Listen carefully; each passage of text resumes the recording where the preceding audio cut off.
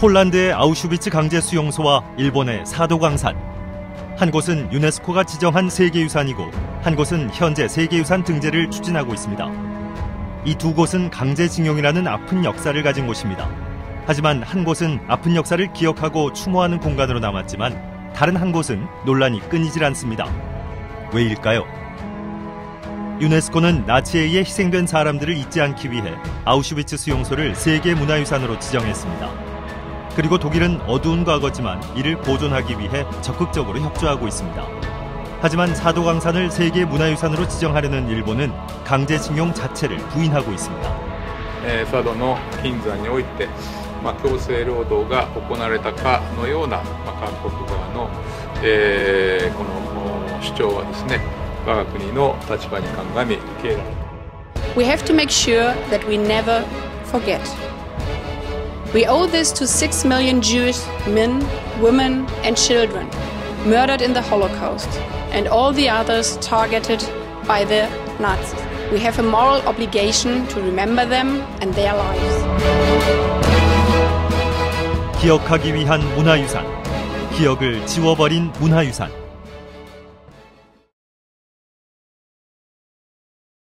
한국의 반대에도 불구하고 이달 초 일본은 사도광산의 세계유산 등재를 위한 추천서를 유네스코에 제출했습니다. 사도광산이 에도시대 전통적 수공업을 활용해 금을 채굴하던 곳으로 당시의 생산기술이나 생산체제 등이 세계유산으로서 가치가 있는 산업유산이라는 것이죠. 유네스코의 세계유산 등재 기준에서 볼 때 일리가 없지는 않습니다.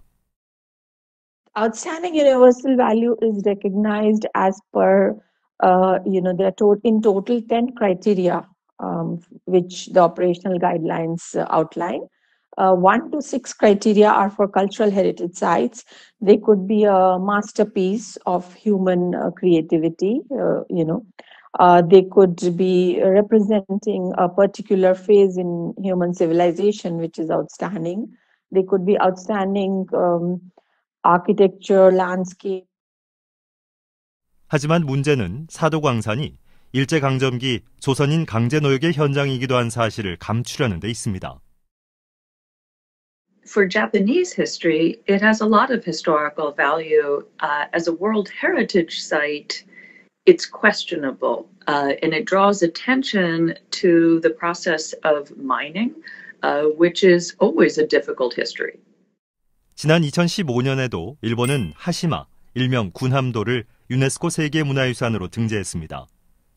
당시 일본은 강제노역을 포함한 전체 역사를 알리고 희생자들을 기리기 위한 조치를 하겠다고 약속했습니다. It's a very interesting place to visit, and yet it also shows the history of horrendous labor conditions, and the world has asked Japan to just be honest about that.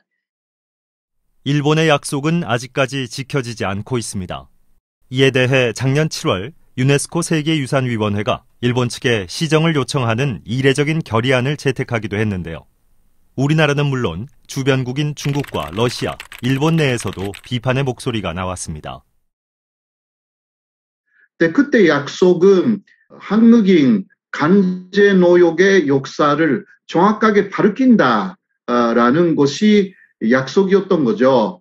그런데 일본은 6년, 7년 지났지만 그 약속을 아직도 지키고 있지 않고요. 사실 약속을 어긴 국제적인 합의를 어긴 상황이기 때문에 약속 이행 여부를 올해 말까지 보고해야 하는 일본이 또다시 강제노역 사실은 숨긴 채 세계유산 등재를 추진 중인 사도광산. 지난 2010년 유네스코의 세계유산 잠정 목록에 등록된 사도광산에 대한 설명입니다. 문서 어디에도 조선인 강제노역 등에 대한 내용은 찾아볼 수 없습니다. 12년 전 잠정 목록에 올릴 때부터 일본은 산업유산으로서 사도광산의 가치만을 서술했습니다. 역사적 사실 그대로 반영되어야 한다는 원칙은 또다시 무시됐습니다.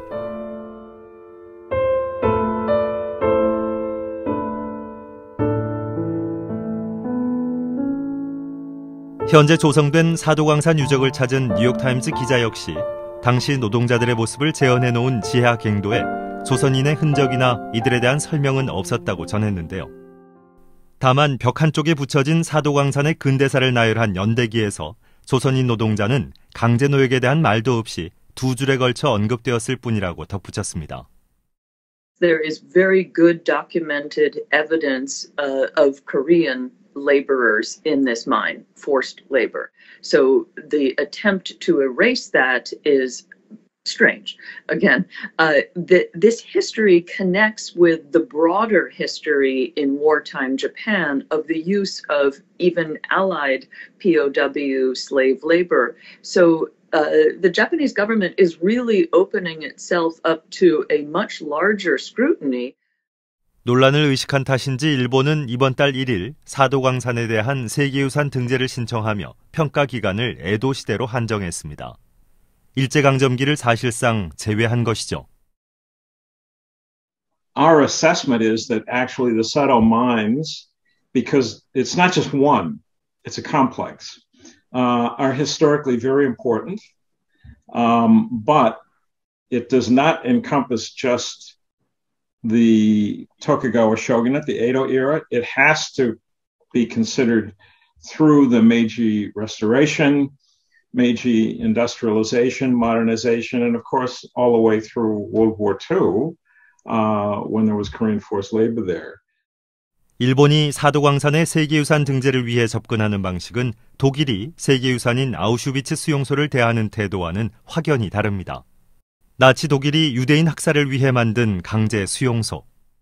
폴란드에 위치한 이 수용소는 나치의 잔혹성과 역사적 비극을 후세에 전하자는 뜻에서 1979년 유네스코 세계유산에 정식 등재됐습니다. 현재 폴란드 내 국립박물관으로 남은 이곳에는 독일이 패망 후 방화 등으로 수용소의 그림자를 지우고자 했던 흔적까지 역사적 증거로 고스란히 남아 있습니다. Nazi Germany invaded Poland and built the Auschwitz concentration camp No. 1 to imprison civilians of Polish nationality. Prisoners were forced to do heavy construction work and other physically demanding labor in the boiling heat of summer and intense cold of winter. 2007년 수용소의 이름은 나치 독일의 과오를 더 잘 나타낼 수 있게 변경됐습니다. 기존 이름이 후세대의 역사관을 왜곡할 우려가 있다는 폴란드 정부의 주장을 유네스코가 받아들인 겁니다. 과거에 대한 반성에 많은 노력을 기울여온 독일은 나치의 잔혹한 역사를 모두 포함한 수용소 보존에 적극적으로 협조하고 있습니다. Ich bin sehr froh, ich werde ja morgen nach Auschwitz fahren, dass wir uns darauf einigen konnten, dass die Stiftung Auschwitz-Birkenau von Bund und Ländern zusätzliches Geld. 인류 보편적 가치인 인권에 반하는 침략전쟁, 식민지배, 강제노역의 어두운 역사일지라도 있는 그대로를 기록하고 기념한다면 세계유산으로 보존할 가치를 가질 수 있겠죠.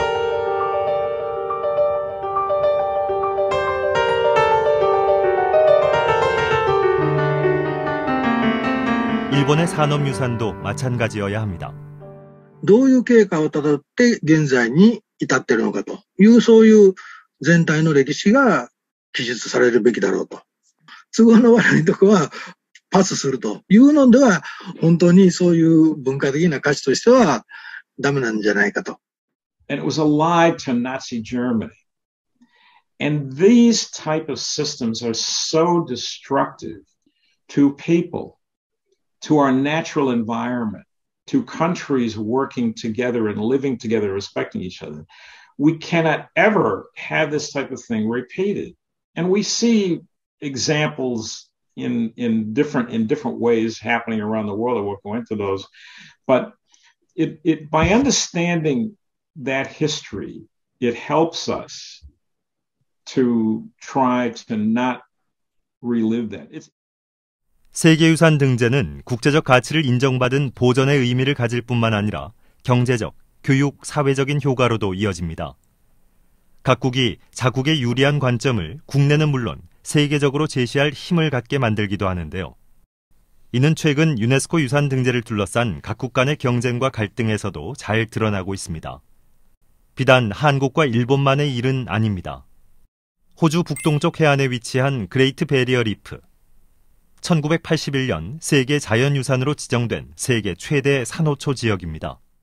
기후위기 등으로 산호의 색이 하얗게 변하는 백화현상이 반복되며 산호가 급감하자 세계유산위원회는 작년 해당 지역을 위험에 처한 유산으로 분류할 것을 권고했습니다. 위험에 처한 세계유산으로 분류될 경우 세계유산 목록에서 삭제될 수 있습니다. 그레이트 베리어 리프의 세계유산 등재 이후 막대한 관광 수익을 얻어온 호주는 강하게 반발했는데요. 당시 의장국인 중국과 무역 갈등을 겪고 있던 상황에서 중국을 배후로 겨냥하며 유네스코의 결정에 반기를 들었습니다. We have the best managed reef in the world, the gold standard, and no one has contradicted me yet. So this decision was flawed. Clearly there were politics behind it. Clearly those politics have subverted a proper process. And for the World Heritage Committee to not even foreshadow this listing is, I think, appalling. 이후 호주 정부는 성공적인 로비를 벌여 그레이트 베리어 리프가 위험에 처한 유산으로 분류되는 것을 막았고 유네스코는 환경운동가들에게 큰 비판을 받았습니다. 2011년에는 미국과 이스라엘이 유네스코가 팔레스타인을 회원국으로 인정한 것에 반발해 분담금 납부를 중단하는 일도 있었는데요. 이들 국가는 2017년 팔레스타인의 헤브론 구시가지가 세계유산에 등재되자 유네스코를 아예 탈퇴해버렸습니다. We'd like to see the politics kept out of it. And we see with this anti-Israel bias that's long documented on the part of UNESCO that that needs to come to an end. 학계에서도 세계문화유산 등재의 정치화 문제는 지속적으로 제기돼 왔는데요. 자문기구의 권고안을 따르기보다 정치, 외교적 이해관계나 특정 국가의 로비에 따라 전개돼 납득하기 힘든 결정이 나온다는 겁니다. 이탈리아 토리노대 엔리코 베르타키니 교수가 쓴 논문에 따르면 문화유산 선정과 관련해 자문기구의 의견과 일치하지 않은 사례는 전체의 약 70%까지 증가한 것으로 나타났습니다. This technical evaluation provided by the advisory body, that is a process with field visits to the site, analyzing the proposition of outstanding universal value, then sent to the World Heritage Committee a result that point out that the selection of heritage site is driven, I would say, by some political and economic factors. Meaning the GDP of the country, the political power of the country at the international level.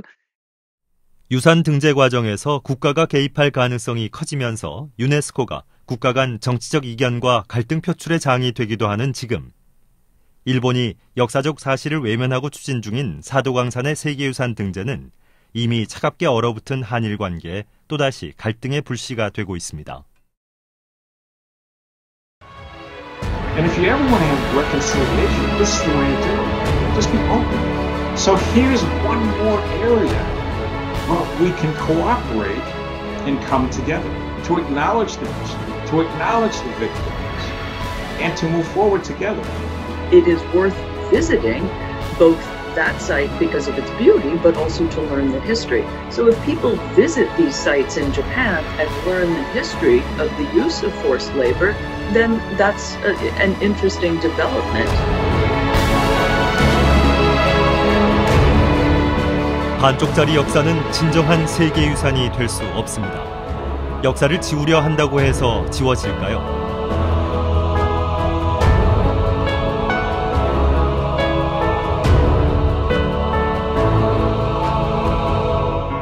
있는 그대로의 과거를 드러내고 기억할 때 그 나라의 역사도 존중받을 수 있습니다.